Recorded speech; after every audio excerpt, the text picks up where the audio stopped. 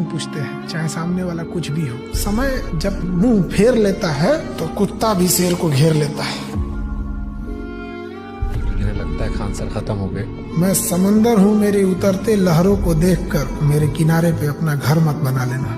मैं जब लौट के आऊंगा तो एक एक इंच जमीन का हिसाब लूंगा। किसी सरकारी अस्पताल के आईसीयू में जाके 1 घंटा आप बिता लीजिए। आप 1 घंटे खड़े हो जाइए, आपको जीवन में इतने सत्य दिखेंगे ना कि आपकी ये जो प्रॉब्लम्स हैं ये आपको सब छोटी लगेंगी। 1 घंटे आप आईसीयू के बाहर खड़े होंगे तो 1 घंटे में कम से कम आप 5 मौतें देखेंगे। सबसे पहले उसमें से कुछ मौतें ऐसी होंगी जो बहुत जवान बेटों की होंगी, जवान बेटियों की होंगी, किसी के पति की होगी, किसी की पत्नी की होगी।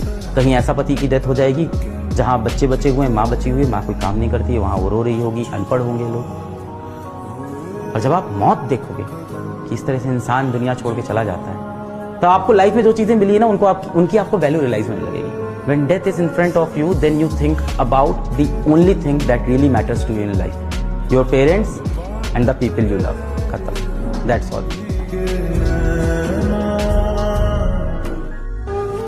जब जीवन में एक बार ऐसा हो कि सारी दुनिया पीछे पड़ गई है, बहुत दिक्कत होगी, घबराहट होगी, बेचैनी होगी, एंग्जाइटी होगी, डिप्रेशन होगा, सब कुछ होगा, लेकिन एक बात ध्यान रखना, मेरी इस बात को ध्यान रखना, वो पहली और आखिरी परीक्षा है, उसके बाद कभी नहीं होगा।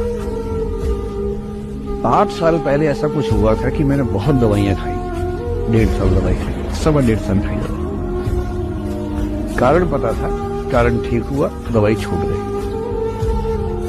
उसके बाद मैंने जिंदगी का सबसे मुश्किल फेज पिछले साल झेला था, जब मेरी एक वीडियो की क्लिप मीडिया पर चली, FIR हुई, पता नहीं क्या क्या हुआ, सब कुछ हुआ।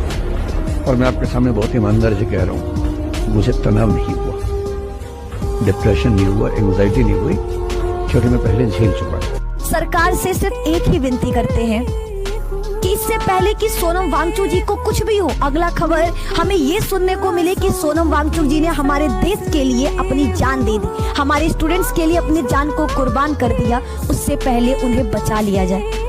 और इसके लिए हमें एक साथ मिलकर खड़ा होना पड़ेगा, हम सबको एक साथ आना होगा। वो अकेले नहीं है, याद रखना, हम सब उनके साथ हैं और इसके लिए आपको आवाज उठाना होगा।